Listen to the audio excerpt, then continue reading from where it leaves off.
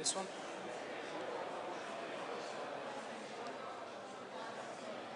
I can't hear you. Oh.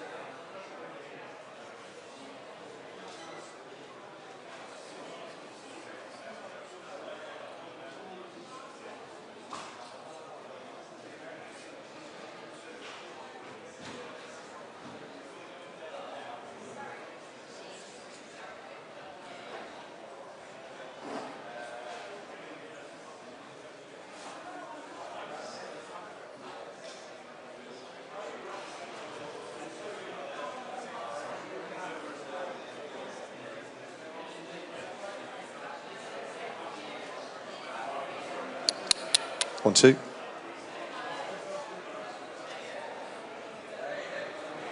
One, two.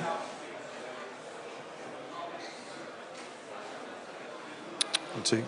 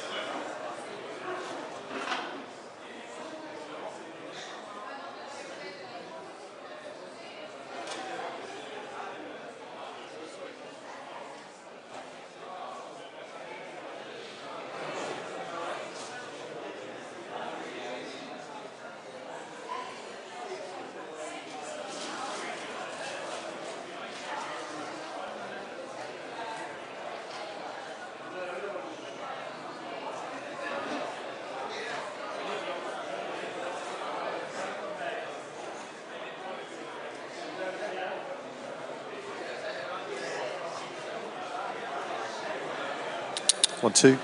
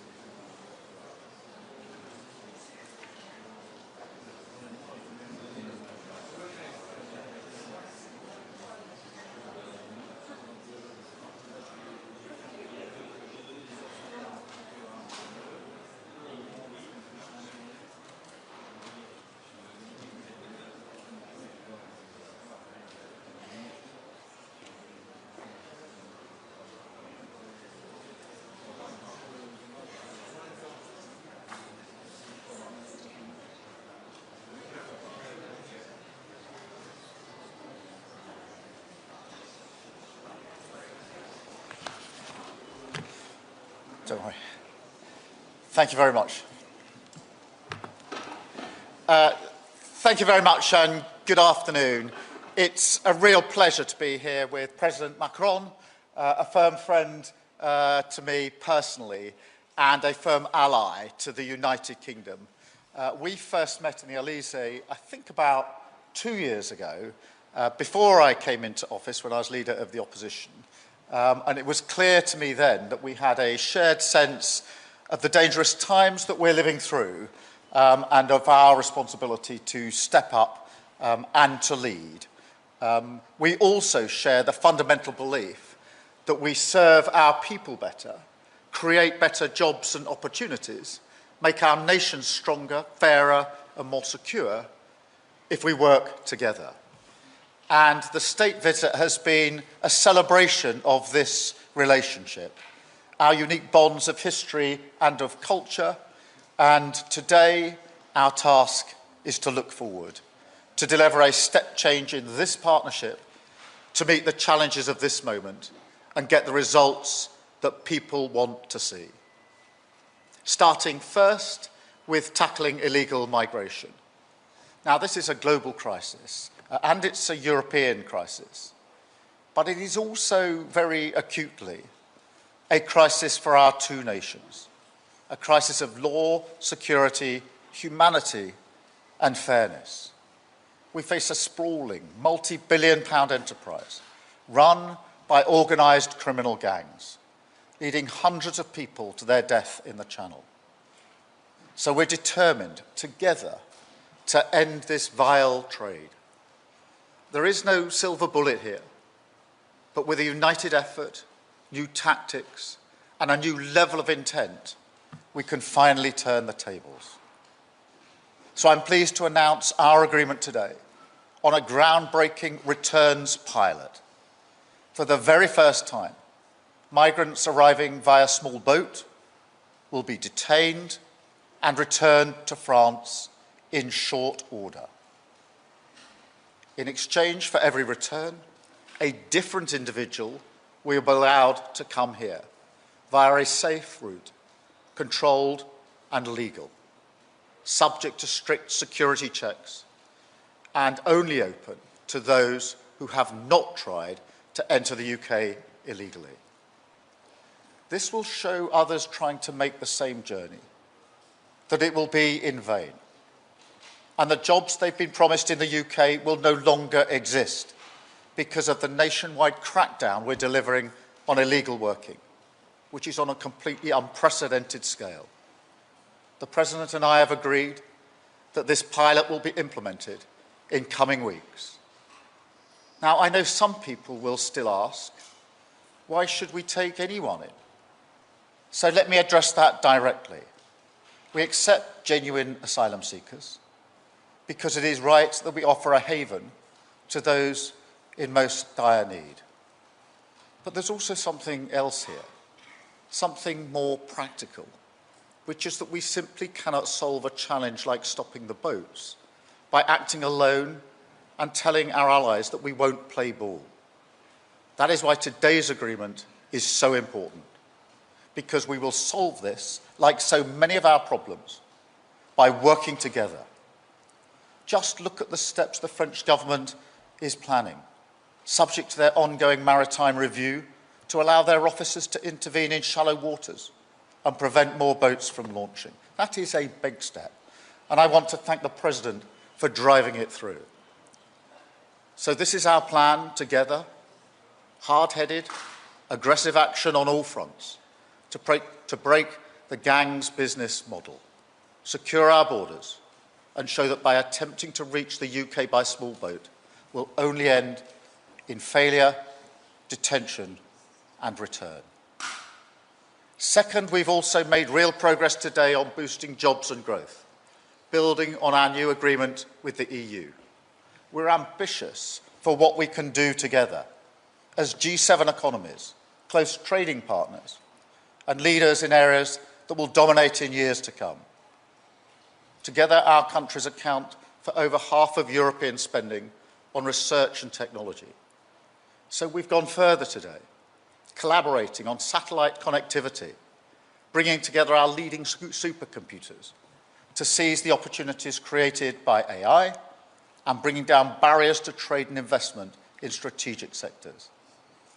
Just this week, we've welcomed EDF's major investment in Sizewell C, which will create thousands of jobs, boost our energy security, and protect bill payers for years to come. Third, we've strengthened our work to stand together for European security and in support of Ukraine.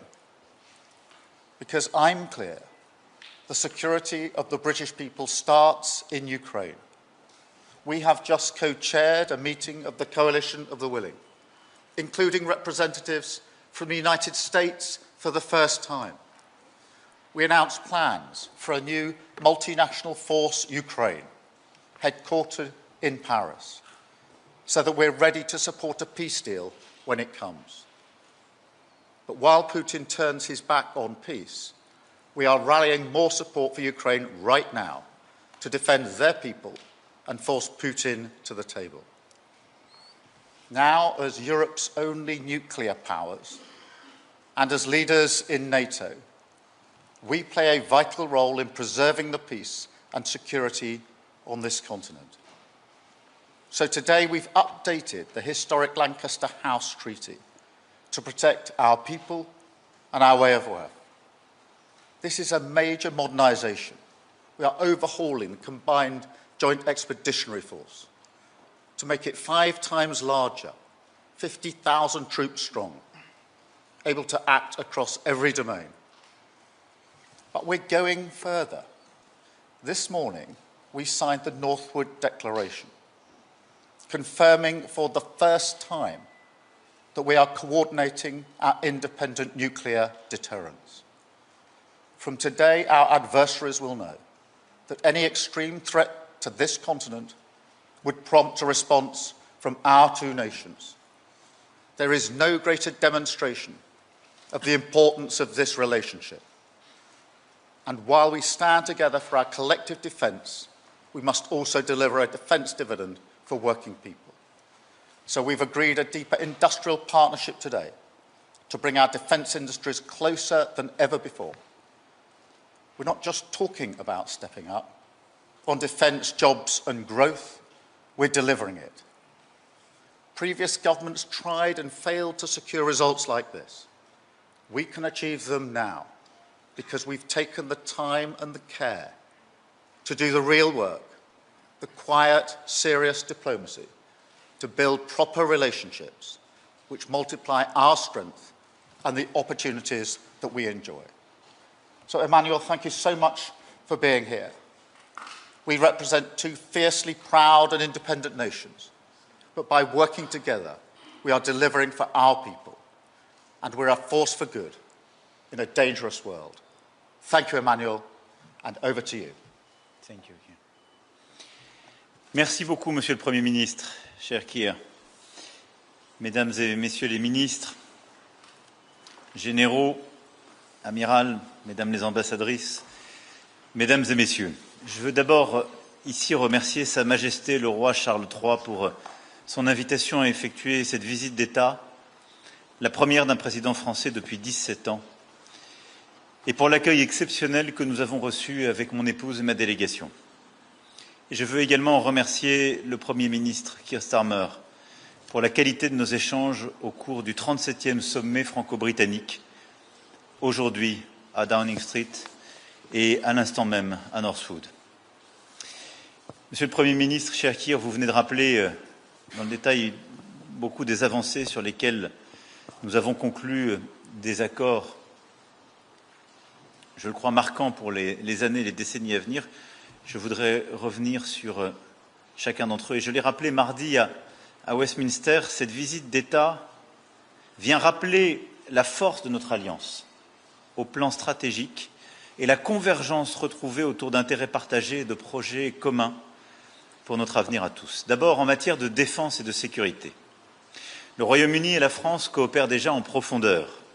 Nous sommes les 2 États dotés de l'arme nucléaire en Europe, les 2 membres permanents du Conseil de sécurité en Europe, les deux armées d'emploi ayant le plus de capacité et d'expérience de combat, et celles qui font ensemble le haut du spectre des opérations antiterroristes les plus sensibles à la chasse aux sous-marins ennemis. Et nous l'avons encore vu tout à l'heure dans le commandement conjoint pour l'OTAN. Et depuis les traités de Lancaster House, en 2010, nous avons une coopération qui ne porte pas que sur l'équipement et les opérations, mais aussi sur le nucléaire militaire. Cependant, les temps ont changé et notre partenariat doit aussi évoluer. Aujourd'hui, la question n'est plus seulement de faire des expéditions contre des terroristes dans des États faillis, mais de faire face à un conflit majeur en Europe, impliquant des États sophistiqués à l'horizon des prochaines années.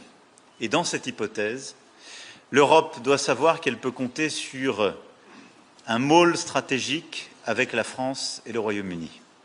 C'est pourquoi nous avons pris les mesures qui s'imposent, reflétées par la déclaration de Northwood que vous venez d'évoquer. D'abord, sur le nucléaire, nous avons pris 3 décisions importantes.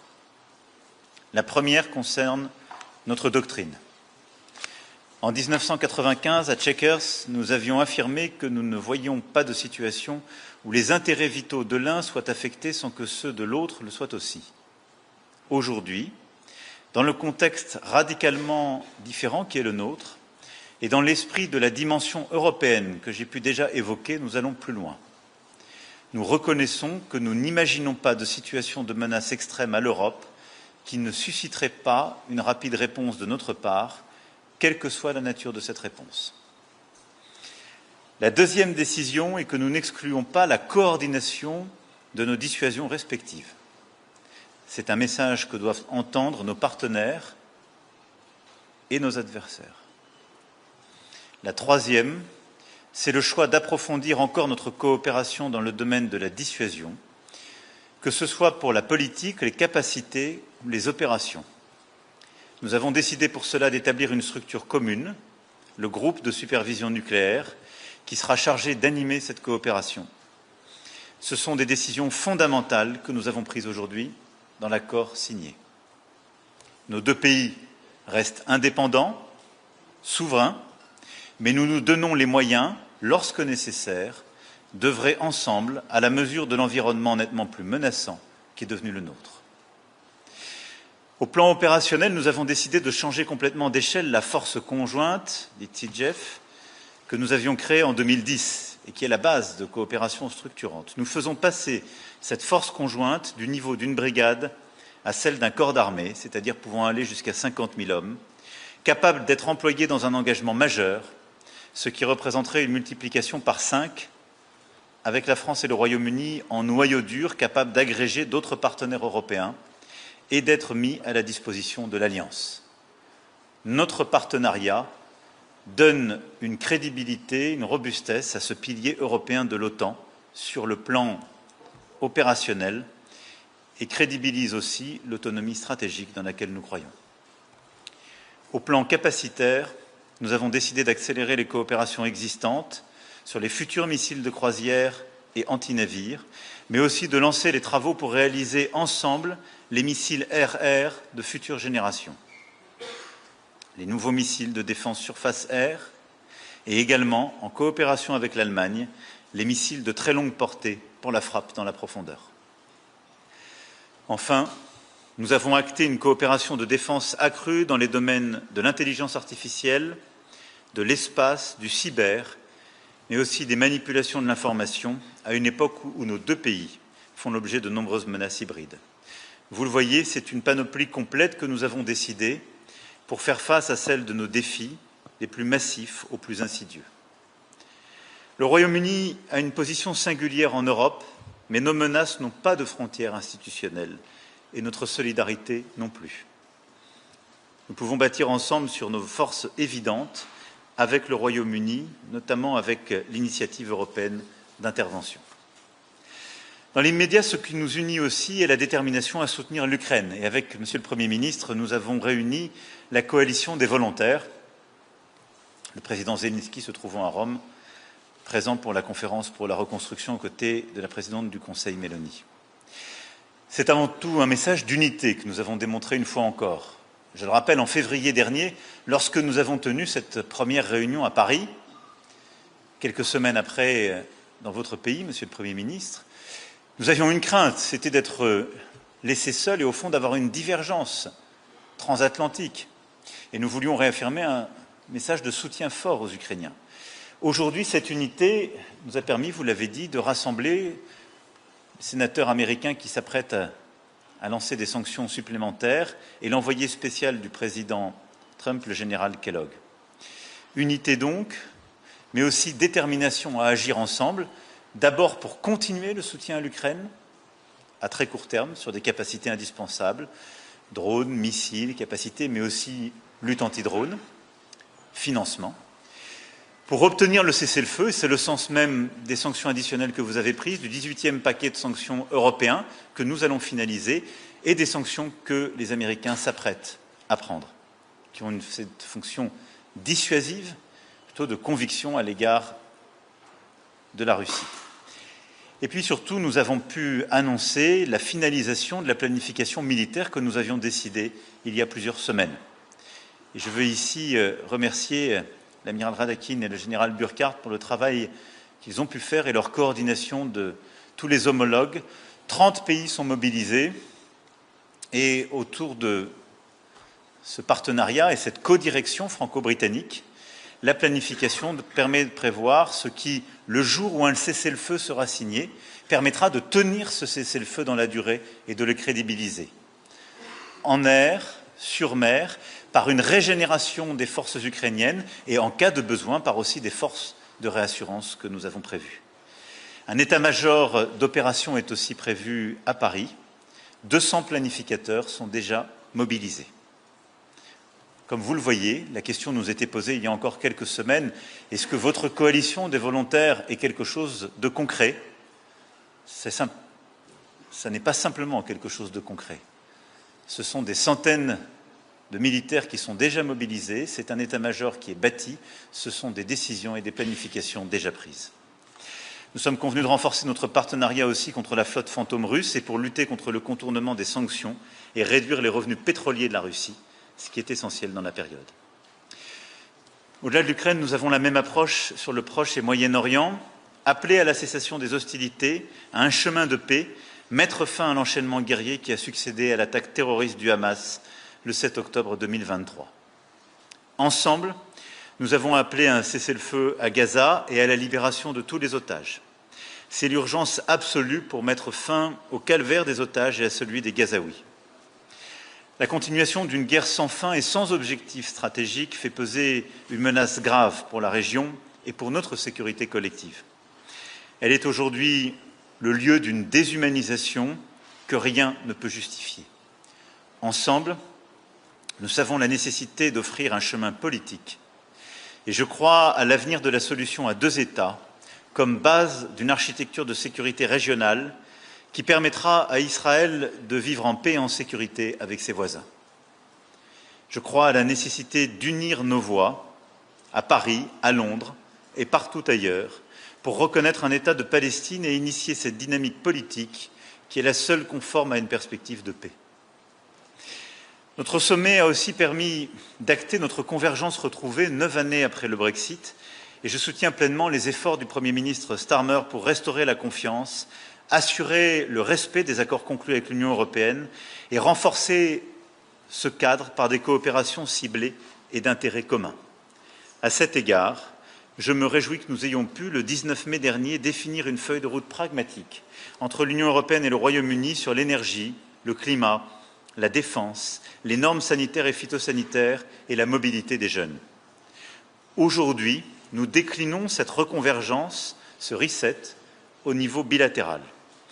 D'abord, dans le domaine économique, nos échanges commerciaux excèdent leur niveau d'avant-Brexit. Nous sommes le 3e et le 4e investisseur, l'un chez l'autre, et les 3500 entreprises françaises présentes au Royaume-Uni y demeurent le 2e employeur étranger. Plusieurs accords de coopération ont été signés entre nos universités, nos centres de recherche, en intelligence artificielle, sur le quantique, et nous renforçons et ancrons aujourd'hui notre partenariat dans 2 autres secteurs clés. Le nucléaire civil d'abord. EDF réalisera les 2 réacteurs nucléaires EPR de Sizewell C et y investira à hauteur de 12,5% du capital de la société projet. C'est bon pour la décarbonation de l'économie britannique, c'est bon pour sa sécurité énergétique, pour l'emploi et pour les compétences. Et c'est bon pour EDF, qui développe ainsi la technologie EPR, comme pour le site de Sizewell, qui bénéficiera des efforts de série et des effets d'échelle qui sont issus des réacteurs d'Hinkley Point. Le deuxième domaine économique est celui du spatial. Le gouvernement britannique participera à l'augmentation de capital d'Eutelsat, venant s'ajouter à l'augmentation que nous avons annoncée le 19 juin, ce qui porte le montant total à 1,5 milliard d'euros et permet à nos partenaires britanniques de conserver au même niveau leur part dans le capital de l'entreprise. Nous soutenons ainsi le plan stratégique de croissance d'Eutelsat, le développement de sa constellation Léo et renforçons notre partenariat européen en matière de connectivité spatiale. Dans ces deux domaines, le nucléaire civil et le spatial, qui sont deux domaines d'avenir, ce sommet permet des avancées massives. Et puis dans le domaine culturel, et c'est avec 300 000 Français installés au Royaume-Uni et les 150 000 Britanniques en France un enjeu important de notre relation, nous avons eu le plaisir ensemble d'annoncer hier le prêt et l'exposition au British Museum de septembre 2026 à juillet 2027 de la tapisserie de Bayeux, qui est sans doute l'œuvre la plus symbolique de notre histoire partagée, et dans le sens inverse du trésor de Sutton et d'autres œuvres insignes du patrimoine britannique qui seront exposées à Caen et à Rouen. Tout sera mis en œuvre pour assurer la protection de ces trésors nationaux, j'espère même face aux tentatives de déstabilisation de Larry le chat, et le processus sera étroitement suivi par des experts pour veiller à la conservation des œuvres. Nous avons enfin convenu de renforcer nos efforts ensemble pour lutter contre les trafiquants de migrants en Manche et maîtriser l'immigration clandestine. Vous l'avez longuement évoqué, Monsieur le Premier ministre, c'est un enjeu essentiel pour nos deux pays. Dans le cadre des accords de Sandhurst, nous avons mis en place une coopération exemplaire, avec des résultats conséquents, notamment la quasi-extinction des tentatives ferroviaires ou en transport routier via le tunnel. Et rappelons-nous, il y a quelques années, c'était l'objet de commentaires quotidiens. Nous avons réussi à justement réduire complètement ces voies. Nous avons réussi à prévenir beaucoup mieux qu'avant les départs de small boats, mais les moyens humains et techniques que nous engageons, en effet, n'ont jamais été aussi importants. Néanmoins, nous constatons depuis janvier dernier une hausse des traversées illégales avec des modalités nouvelles, celles qu'on appelle les taxi boats, les passeurs prenant toujours plus de risques pour faire ces traversées et faisant courir davantage de risques à ces personnes qui fuient la misère dans leur pays.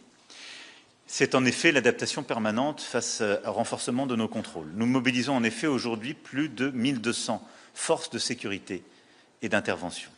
C'est un problème des deux côtés de la Manche, outre la tension que cette situation génère dans nos territoires du Nord comme sur vos côtes. C'est pourquoi nous allons renforcer notre action partagée sur plusieurs fronts. D'abord, il faut comprendre que depuis le Brexit, et je le dis aussi avec honnêteté parce que je sais que ce n'est pas votre cas, Monsieur le Premier ministre, mais beaucoup de gens dans votre pays ont expliqué que le Brexit permettrait de lutter plus efficacement contre l'immigration clandestine. Simplement, c'est depuis le Brexit que le Royaume-Uni n'a plus aucun accord migratoire avec l'Union européenne. En effet, il n'existe donc, pour les candidats à la traversée, ni voie d'admission légale alternative, ni dispositif de réadmission à l'issue d'une traversée. Et la situation actuelle crée en réalité une incitation à réaliser la traversée. C'est donc l'exact inverse de ce qu'avaient proposé, plutôt promis, les Brexiteurs.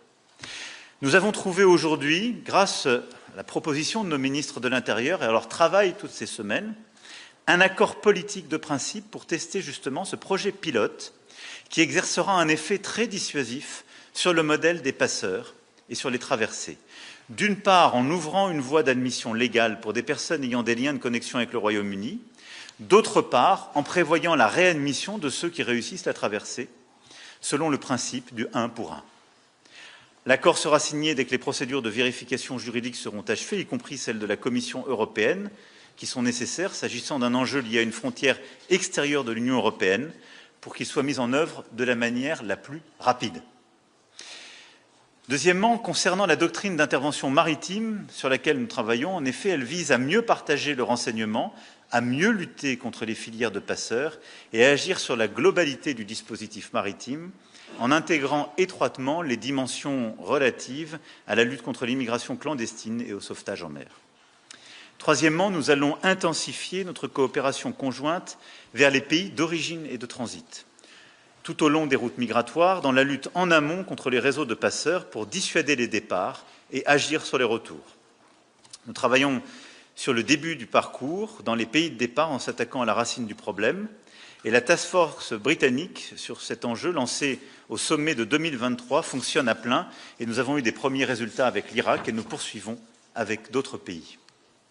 Enfin, Monsieur le Premier ministre a confirmé la mobilisation totale de son gouvernement pour traiter justement les facteurs d'attraction de migrants illégaux, notamment en ce qui concerne la lutte contre le travail illégal et le séjour irrégulier. Je l'en remercie vivement et notre sommet de ce matin a permis de revenir sur toutes ces actions. Vous l'avez compris, c'est donc des décisions fortes, nouvelles, en profondeur que nous prenons pour lutter contre ces réseaux et cette immigration clandestine et permettre justement d'assurer pleinement la sécurité dans nos deux pays. Voilà, mesdames et messieurs, ce qu'en complément des propos de Monsieur le Premier ministre, je voulais ici redire. Mais laissez-moi terminer en exprimant toute ma gratitude à votre endroit, Monsieur le Premier ministre, pour ce sommet et nos décisions. Et vous l'avez dit, je crois que tout ça, c'est une confiance que nous avons rebâtie plusieurs années après le Brexit. C'est une confiance entre nos gouvernements, entre nos deux nations et entre nous. Et je crois profondément aux actions que nous sommes en train de conduire. Les derniers mois, d'ailleurs, l'ont montré quant à la coalition des volontaires que nous avons lancée ensemble. Et je crois le montreront sur tous les sujets que je viens d'évoquer. Et au fond, par ces décisions et ce sommet, nous commençons d'illustrer, de donner un contenu à ce que Sa Majesté le Roi a voulu et annoncé il y a quelques jours, cette entente amicale. Nous lui donnons un contenu et nous dessinons ensemble cet avenir. Je crois profondément que cette formule est la bonne. C'est pourquoi nous avons décidé de l'adopter et ensemble d'avancer sur ce chemin de l'entente amicale main dans la main. Merci beaucoup.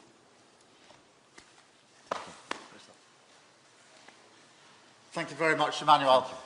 We've now got a number of questions from both the French media and the British media. I'm going to start with Robert Peston, ITV.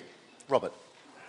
Hello, it's Robert Peston, ITV, as you said, Prime Minister. Prime Minister, can a pilot that will see relatively few expulsions each week really have any serious deterrent effect when there are about 800 a week on average currently crossing the Channel?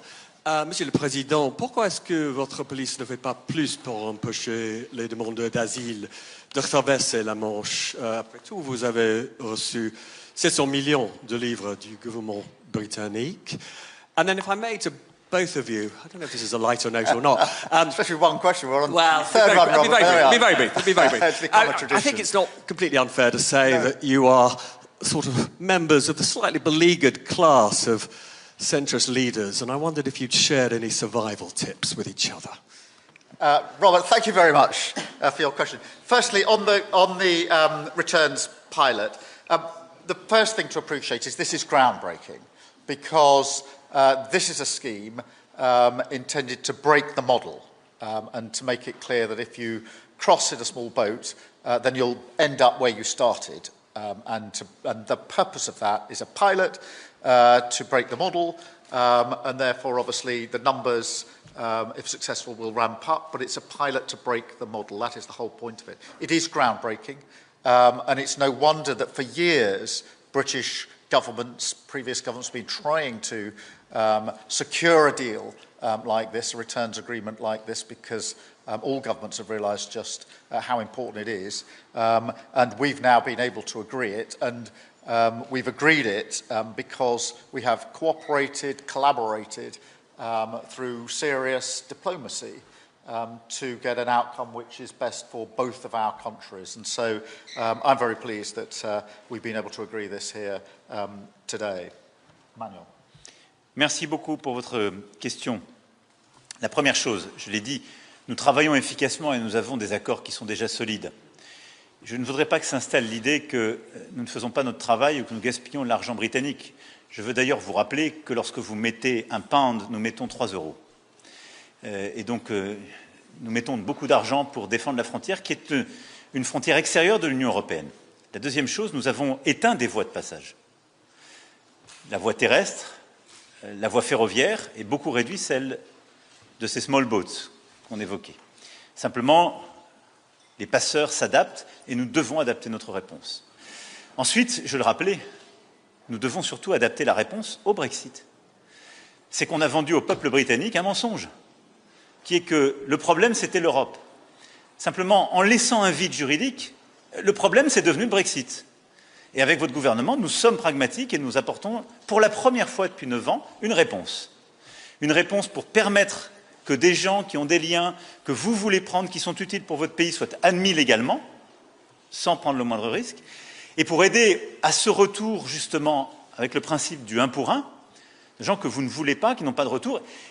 Et en faisant, nous, c'est toute la difficulté qu'il y a derrière ce projet pilote. C'est aussi pour ça qu'on a tout ce travail avec l'Union européenne. C'est qu'il nous faut faire fonctionner les accords de Dublin. Parce qu'en aucun cas, la France ne va récupérer les gens que vous ne voulez pas. On doit ensuite, nous, faire fonctionner les accords avec les pays de première entrée. Parce que la France ne peut pas devenir le réceptacle des gens à qui vous ne donnez pas l'asile. C'est normal, vous feriez comme nous. Et donc, on doit nous faire refonctionner nos accords. Pour ça qu'il faut qu'on ait la coopération des Espagnols, des Italiens, des Grecs, et vous nous aidez à l'obtenir. Voilà, donc je crois que c'est un bon accord. On fait le travail, on a des résultats, on doit s'adapter, on ne laissera rien faire. Et je veux le redire ici aussi, ce qu'on a réussi à obtenir, par exemple, avec l'Irak ces derniers mois, ensemble, par notre task force commune, est très important, parce qu'à la fin, un tiers des clandestins, des immigrants illégaux qui sont sur l'espace de Schengen sont des gens qui veulent accéder à votre territoire. Et donc, le clé de la réponse, c'est évidemment ce qu'on fait à notre frontière commune. Mais c'est réussir à avoir une gestion préventive avec les pays de départ et les pays de transit, et réussir à éteindre les raisons pour lesquelles ils veulent traverser. Et donc, exactement ce que votre gouvernement est en train de faire sur les cartes d'identité, sur la lutte contre le travail illégal, parce que c'est la raison pour laquelle ils ne veulent pas l'asile chez nous, d'ailleurs. Ils le veulent chez vous.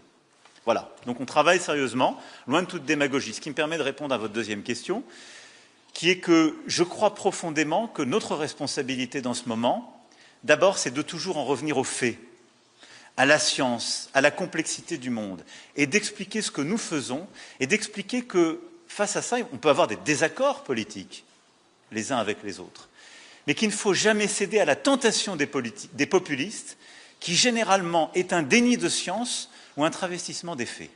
C'est ça qui nous distingue des autres. Et ça, je crois que c'est vraiment un cœur de doctrine qu'on ne doit pas abandonner. Ensuite, c'est la conviction que la réponse à nos problèmes, qui sont de plus en plus complexes, passe par la coopération. Une approche européenne, une coopération. Là où les populistes vous ont souvent vendu une réponse qui passe par le repli nationaliste. Est-ce que les problèmes budgétaires, les problèmes d'immigration clandestine, les problèmes de croissance de la Grande-Bretagne d'il y a 9 ans ont été réglés par le Brexit? Non. Ils sont en train d'être réglés par un gouvernement qui veut se réengager avec ses partenaires de confiance et avec l'Europe. Et c'est ça la responsabilité de gouvernements comme les nôtres. Enfin, vous savez, je ne me suis jamais senti isolé, parce que je me souviens très bien du jour où j'ai été élu.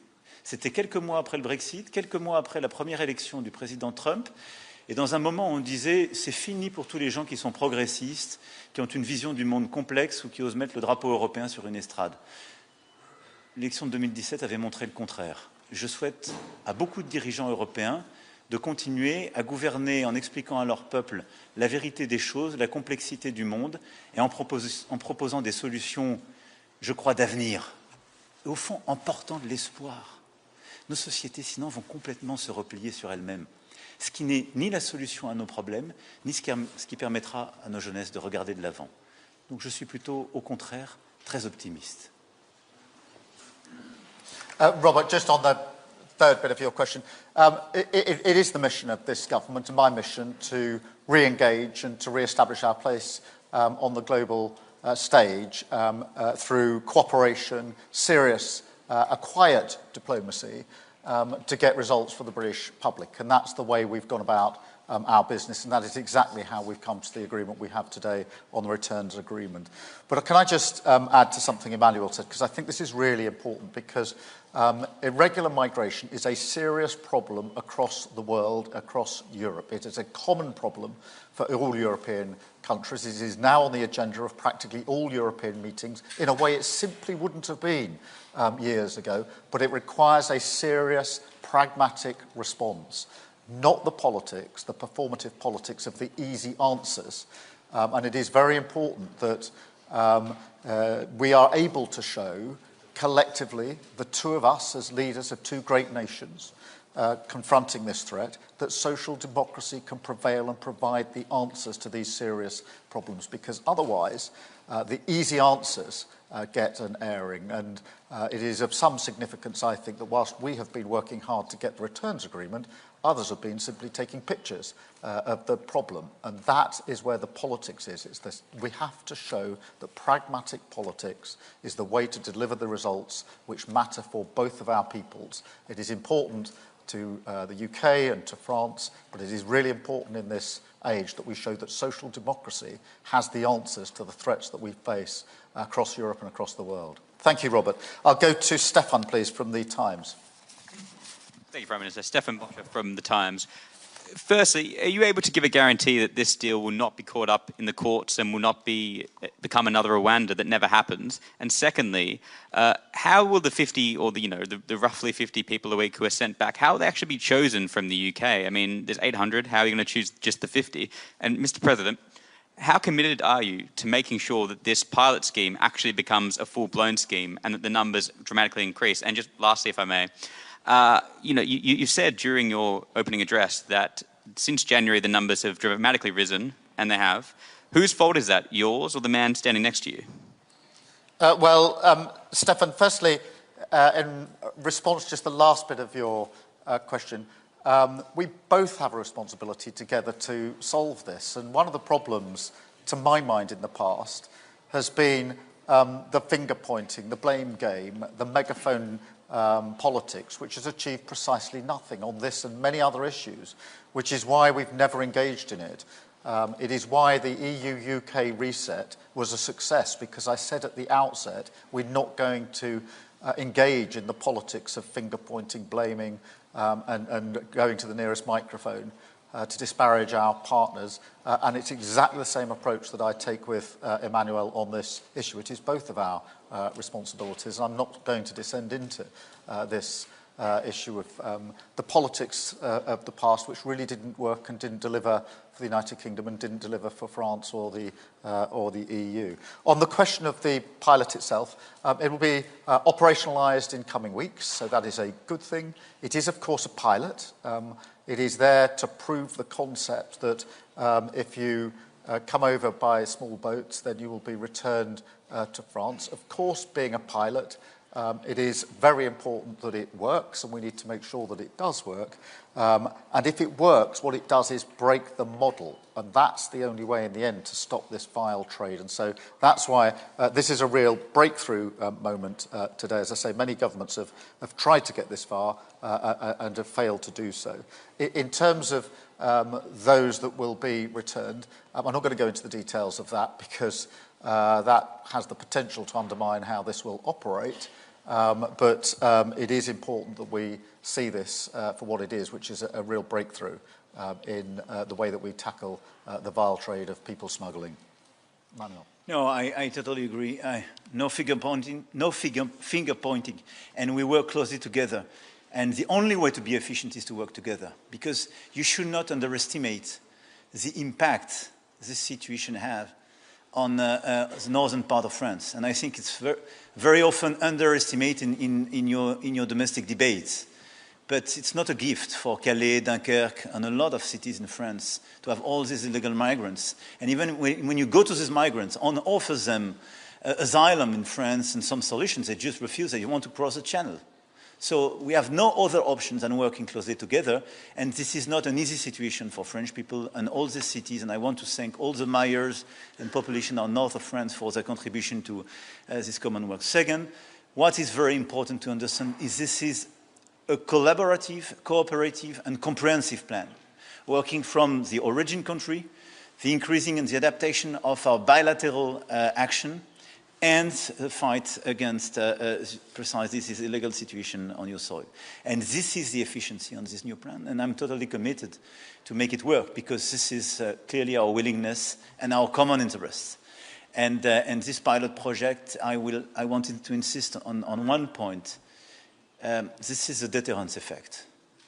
And beyond the figures you mentioned, the point and what we want to do is precisely to have this deterrence effect vis-à-vis all these smugglers and all the traffickers, in order to send a message that we are efficient and they have no more interest to try to play with the rules. Thank you so much. I'll go now to Christelle, if I may, from France Television. Président, la première question s'adresse à vous. Vous envisagez donc une réponse rapide si des deux pays en cas de menace extrême à la sécurité de l'Europe. Alors qu'entendez-vous par menace extrême? Et est-ce que l'Ukraine ferait partie du périmètre d'intervention si une force de réassurance est mise en place? Question maintenant au Monsieur le Premier ministre. Quelle forme pourrait prendre la coordination entre les deux pays? Avec quel type d'opération? Et puis comment pourriez-vous arbitrer entre votre engagement vis-à-vis des États-Unis et votre engagement vis-à-vis de la France? Je vous remercie. Je vais d'abord faire le distinguo. Merci pour votre question. Quand on parle de force de réassurance à l'égard de l'Ukraine, ça n'a rien à voir avec la doctrine que nous venons d'évoquer. Je ne veux pas qu'il y ait d'ambiguïté. Nous avons avec l'Ukraine un plan qui est d'abord l'aide d'armes, de capacités, de soutien, de formation à court terme. Ensuite, le jour du cessez-le-feu, nous avons mis en place un plan, et c'est tout le travail qui a été fait par nos deux chefs d'état-major des armées, qui est précisément d'organiser la coalition, les 30 pays qui sont partenaires, et de voir dans les airs, sur mer, pour régénérer l'armée ukrainienne, comment justement pouvoir tenir ce cessez-le-feu. Et au-delà de ça, nous avons un schéma de force de réassurance qui est de pouvoir envoyer un signalement stratégique. Ça, c'est une chose. Totalement à côté de ça, ça n'a rien à voir, nous avons décidé de coordonner nos doctrines nucléaires de manière totalement inédite. À ma connaissance, il n'y a pas deux pays au monde qui ont une telle intimité sur leur doctrine nucléaire désormais. Mais je l'ai dit, d'abord, ceci n'enlève rien à l'ambiguïté stratégique qui va avec nos doctrines nucléaires. Pourquoi je ne répondrai jamais à votre question dans les termes avec lesquels vous me l'avez posée? Parce que c'est ce qui va avec l'effet dissuasif et la crédibilité de notre doctrine nucléaire.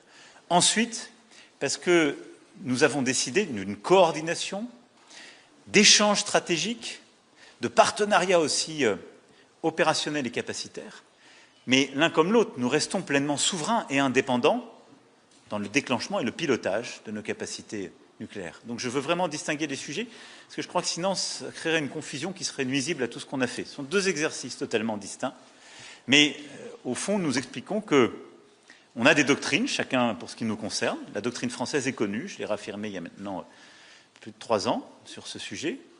Mais à côté de ça, on met en place cette coordination qui n'enlève rien à notre indépendance, et ceci est totalement distinct de ce que nous faisons sur l'Ukraine.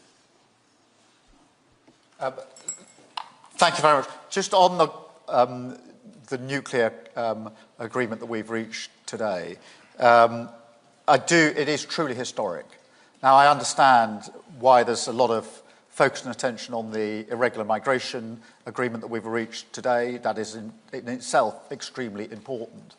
But I would say the nuclear agreement that we've reached is equally important and significant and historic, because we are the 2 nuclear nations in Europe, and we've agreed to take an incredible step forward this morning in relation to how we coordinate our capabilities in support of Europe and in support of NATO. And that is a historic moment for both of our countries, a historic moment for Europe and for the world. And you ask about the US and Europe. I have no doubt in my mind that NATO has been the single most effective military alliance ever, and for decades has allowed us to live in peace. And it is our responsibility not just to look back and celebrate that fact, but to ensure as joint leaders that we take forward and make sure that that is there for many, many years to come. The way to do that as I've argued many times now, is for Europe to step up and do more. For Europe to do more in its own collective defence. Partly that's to do with financing, of course, and we had the agreement at NATO just 2.5 weeks ago, but it's more than that. It's about coordinating and cooperating. And Emmanuel and I have been talking deeply about this for some time now. How do our two countries show the leadership that is required? That is why we took the step we did with the coalition of the willing, to ensure that Europe could see that there were two countries prepared to step forward on this. We do the same in relation to nuclear, in support of that wider argument on defence across Europe. So, as I say, I absolutely understand, because it's such a huge challenge, why irregular migration is the focus very much of the outcome of this summit. But don't underestimate just how important the nuclear coordination and cooperation is as well, in terms of the history of the defence of Europe. Thank you. And I've got Thomas from RTL. Bonjour Monsieur le Premier ministre, bonjour Monsieur le Président. Il y a quelques semaines, vous avez dit aux Français que face à cette nouvelle menace, à cette nouvelle donne, il fallait faire des efforts. Demain, le chef d'état-major des armées, à votre demande, présentera l'état de la menace. À quoi faut-il s'attendre? Quel type d'efforts devront faire les Européens et les Français en particulier? Est-ce qu'il faut s'attendre à ce que certains soient mobilisés dans une forme de réserve, par exemple? Et Monsieur le Premier ministre, le président Macron tout à l'heure a appelé à une reconnaissance commune de la Palestine. Quel est votre regard sur cette reconnaissance? Où en êtes-vous dans votre réflexion? Et quand, tous les deux, allez-vous prendre cette décision? Merci beaucoup. Merci beaucoup. Vous avez raison de rappeler en effet que face à la situation, j'avais, il y a quelques mois, appelé les Français à ce sursaut, cette prise de conscience, mais à la nature du risque. Ceci n'a pas changé. À la fois parce que nous devons continuer d'aider l'Ukraine, qui est aux avant-postes, parce que la menace russe est là, et parce que la détermination russe est là aussi. Et vous avez, sur le sol européen, géographiquement c'est le cas, à la frontière de l'Union européenne, à quelques milliers de kilomètres à peine de Paris, une puissance dotée du nucléaire qui aujourd'hui alloue 40% de son budget à un effort militaire et qui, à marche forcée, construit des capacités dans tous les domaines du jeu. Et dont rien n'indique qu'elle n'a décidé de s'arrêter à ce qu'elle s'est d'ailleurs fixée pour elle-même et de manière momentanée comme le déclenchement de la guerre. Mais la Russie n'a jamais tenu ses engagements depuis le début. Donc oui, nous devons faire face à ce risque, qui n'est d'ailleurs pas le seul, parce qu'à côté de ça, la menace terroriste demeure, parce que nous avons d'autres formes de conflictualité qui existent, parce que la menace maritime, cyber, spatiale est là, avec d'autres grandes puissances. Le chef d'état-major des armées demain expliquera la nature du risque aussi, tous les efforts qui ont été faits à travers les 2 lois de programmation militaire, qui est un effort inédit de la nation française. Parce que nous n'avons pas attendu, heureusement, nous avons commencé dès 2017 par une revue stratégique, puis par une première loi de programmation militaire qui a réparé, une deuxième loi de programmation militaire qui nous permet d'aller plus loin. Mais très clairement, nous devons aujourd'hui réviser notre programmation et notre stratégie. La réviser à la lumière du changement de la nature du risque. Et c'est pourquoi le général Burkhardt, donc demain, fera ses explications, et je m'exprimerai à Brienne, comme il est de coutume, chez le ministre des Armées, dimanche soir, donc la veille de notre fête nationale, pour annoncer quelques décisions stratégiques d'investissement pour l'avenir. Sur la question qui est ensuite posée de mobilisation de nos compatriotes, nous avons fait le choix, il y a maintenant près de 3 décennies, d'une armée de métier complète et de la fin de la conscription. Nous avons aussi fait le choix de la compléter par une réserve. Et dans notre loi de programmation militaire en cours, cette réserve atteint des niveaux inédits, que rappellera d'ailleurs demain le général. C'est quelque chose qui vient épauler notre armée et qui permet de mobiliser des capacités et des compétences dans la société civile et de revisiter ce pacte armée-nation qui est si important. Nous devons et nous allons accélérer sur ce point. Une autre question est celle du service national. Sur ce point, en début d'année, j'ai demandé un travail au ministre, au SEMA. Il est en train d'être finalisé. Il fera l'objet d'études complémentaires durant l'été. Et à la fin de l'été, début de l'automne, conformément au calendrier que j'ai donné en début d'année, je reviendrai vers vous pour pouvoir expliquer les décisions qui sont les nôtres et qui, évidemment, s'inscriront dans la programmation budgétaire qui sera la nôtre. Thank you. Just following on from that, I just want to say a few more words about the Coalition of the Willing, because today we have signed off the mature plans. So we've been in the military planning stage for some months now, intensely amongst a number of countries working together. We have now finalised the plan, ready to be operationalised, and so that's a really important step forward, and I pay tribute to all the planners for having got that work done in that time. I'm absolutely convinced that the work needs to be done now and not after the event of a ceasefire.